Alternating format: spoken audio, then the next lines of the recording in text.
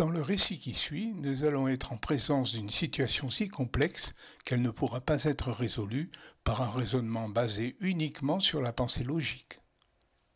Il y a très longtemps, dans un petit village de Sardaigne, vivait un fermier sans le sou. Ce fermier devait rembourser une importante somme d'argent que lui avait prêté un vieil homme très laid. Le fermier avait une fille fort jolie, Maria. Celle-ci plaisait beaucoup au vieux prêteur.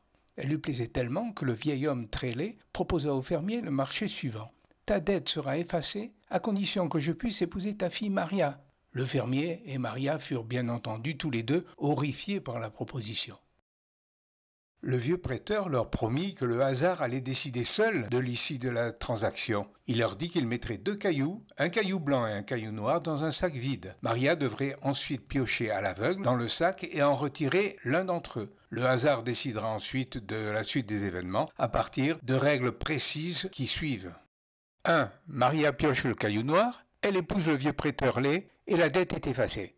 Deuxièmement, elle pioche le caillou blanc. Elle n'a pas à l'épouser, la dette est encore annulée. Troisièmement, elle refuse la proposition, son père est jeté en prison. La discussion avait lieu devant la maison du fermier, où le sol était jonché de cailloux blancs et noirs. Tout à coup, le vieux monsieur laid se pencha pour ramasser 2 cailloux. Comme il les ramassait, Maria, qui avait l'œil vif, vit qu'il avait mis dans le sac 2 cailloux noirs. Elle ne dit rien. Le vieux prêteur lui demanda ensuite de piocher dans le sac. Elle refuse de piocher, son père va en prison. Elle sort les 2 cailloux noirs du sac, montrant que le vieux a triché. Comment ce dernier va-t-il réagir? Elle pioche un caillou noir et se sacrifie en épousant le vieux afin d'épargner la prison à son père. Maria prend une grande respiration et réfléchit longuement. Elle ne veut pas épouser le vieux et elle ne veut pas non plus que son père aille en prison. Elle se concentre intensément. Encore, et encore, et encore.